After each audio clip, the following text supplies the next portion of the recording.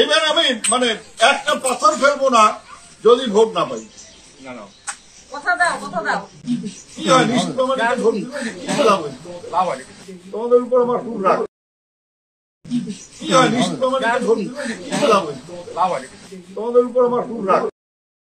আমি যেটা বলেছি, যাদেরকে বলেছি তাদেরকে বলার মতন আমার অধিকার আছে বলে বলেছি, এবং সেই সৎসাহসটুকু আছে বলেই যে মানুষ জানে আমি কাজ করি কেমন, এটা বলার মতন সৎসাহস যে ভোট না পেলে কাজ করব না, সেটা আছে বলেই আমি বলেছি।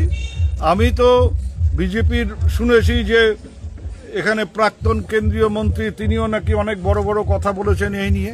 তো ওর যদি ক্ষমতা থাকে বা শুভেন্দু অধিকারীর যদি ক্ষমতা থাকে, যে কথাটা আমি দিনাটায় গ্রামে গঞ্জে গিয়ে বলি বা বলতে পারি, ওরা যদি পারে ওরা একবার বলে দেখাক যে ভোট না দিলে আমরা কাজ করব না। এই কথাটা যদি ওরা বলে আমরা কোনো সমালোচনা করব না, কিন্তু কোনো গ্রামে গিয়ে ওরা বলে মানে সুস্থভাবে ফিরে আসতে পারবে কিনা আমার সম্বন্ধে সন্দেহ আছে। কিন্তু আমি তো সব জায়গায় বলি। নমস্কার বন্ধুরা, আপনারা শুনলেন আমাদের উত্তরবঙ্গের উন্নয়ন মন্ত্রী উদয়ন গুহ তিনি কি বলেছেন সেটা আপনারা শুনলেন। ভাবুন, এবার একজন মন্ত্রী হয়ে তিনি সাধারণ মানুষের কাছে গিয়ে সাধারণ মানুষকে বলছেন যে এবার যদি আমি ভোট না পাই তো এই রাস্তার জন্য একটা পাথরও আমি ফেলবো না। আবার এটা এত বড় একটা কথা বলার পরে তারপরে কিন্তু উনি তার প্রতিক্রিয়াও দিয়েছেন, মন্তব্য করেছেন, মানে কেন বলেছেন। এবার এটা বলতে গিয়ে তিনি বলছেন যে ওনার নাকি যাদের কাছে এই কথা বলেছে তাদেরকে এই কথা বলার অধিকার ওনার আছে, মানে খুব ঘনিষ্ঠ টাইপ, যেখানে গেছেন উনি খুব ঘনিষ্ঠ, ওনাদেরকে ওই কথা বলার অধিকার আছে। তো এতই যদি অধিকার থাকতো, মানে ঘনিষ্ঠতা থাকতো, তাহলে সেই এলাকার মানুষের সেই রাস্তায় পাথর কেন পড়েনি এতদিনও? কারণ আপনি একজন উত্তরবঙ্গের উন্নয়ন মন্ত্রী, সেটা আপনি 2-1 দিন আগে তো হননি না, এতদিন আপনার হয়ে গেল, 26-এ ভোট চলে আসলো। কিন্তু উনি এখনও ব্যাখ্যা দিতে গিয়ে কেন বলেছেন যে ভোট না পেলে পাথর ফেলবো না, তার ব্যাখ্যা দিতে গিয়ে তিনি পরে বলছেন যে যেখানে বলছেন সেই মানুষদের প্রতি তার অধিকার আছে এই কথা বলার জন্যে। এবং পরেরটা শুনলে আমার তো মনে হাসিও পায় যে এই কথা বলার জন্য নাকি একটা সৎ সাহসের দরকার, যে আমি যদি ভোট না পাই এখানে পাথর ফেলবো না, এই কথা বলার জন্য একটা সৎ সাহসের দরকার, এবং ওনার অধিকার আছে এই কথা বলার। আবার সেম এই কথাই যারা বিজেপির আছেন সেখানে শুভেন্দু অধিকারী, নিশীথ প্রামাণিক, এদের নাম বললেন যে কোনো গ্রামে বা কোনো জায়গায় গিয়ে এরা এইভাবে বলে আসুক, ওরা কোনো প্রতিক্রিয়া দেবে না, কিন্তু এরা যদি পারে বলে আসুক। কিন্তু এখানে প্রশ্ন ছিল, আমি আপনাদের বলে দেই, যে ভোট না পেলে আমি একটিও পাথর ফেলবো না, আপনি এমনটা কেন বলেছেন? প্রশ্ন এটাই না। এবং তার প্রতিক্রিয়া তিনি কি দিলেন তার উত্তরে,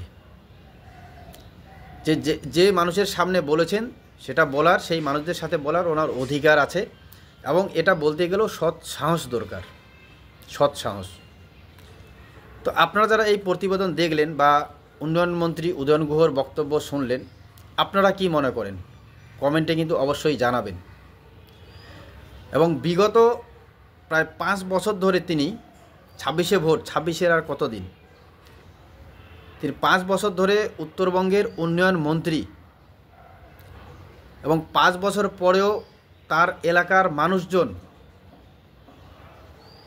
বলছেন যে রাস্তাঘাট খারাপ, এবং উত্তরবঙ্গের আমরা বেশিরভাগ রাস্তাঘাটের অবস্থা জানি বা উন্নয়নের কি পরিস্থিতি। এবং উনি আবার দাবিও করছেন যে মানুষজন নাকি জানেন যে উনি কেমন কাজ করেন। তো কাজ করার পরেও ওনাকে মানুষের সামনে দাপটের সহিত বলতে হচ্ছে যে যদি আমি এবার এখান থেকে ভোট না পাই, ভোট না পেলে একটি পাথরও ফেলবো না। তাহলে কি ধরনের উন্নয়ন তিনি করেছেন সাধারণ মানুষের কথায় এবং ওনার এই মন্তব্যে বোঝা যায়। আবার এটাকে আমরা আমাদের ভাষায় দাপট বা হুঙ্কার বলে থাকি, কিন্তু উনি ওনার ভাষায় এটাকে কি বললেন? সৎসাহস। তো যাই হোক, এখন হাজার হলো তৃণমূল নেতা বা তৃণমূলের একজন মন্ত্রী, ওনারা হয়তো এ ভাষায় বলবেন, কিন্তু সবথেকে যেটা বড় কথা, আমাদের সাধারণ জনগণকেই সজাগ এবং সচেতন থাকতে হবে। কারণ এখন কাজের কাজ কেউ কিছুই করছেন না, অথচ ভোটের সামনে এসে দাপটের সহিত আপনাদের সাথে আপনাদের গ্রামে এসে বলে যাচ্ছেন যে আমি যদি ভোট না পাই আমি পাথর ফেলবো না। তো এর থেকে আমাদের সাধারণ জনগণের আর লজ্জার কি হতে পারে? বলবেন যারা এই প্রতিবেদন দেখছেন। তো এর জন্যই বলি, সজাগ থাকবেন।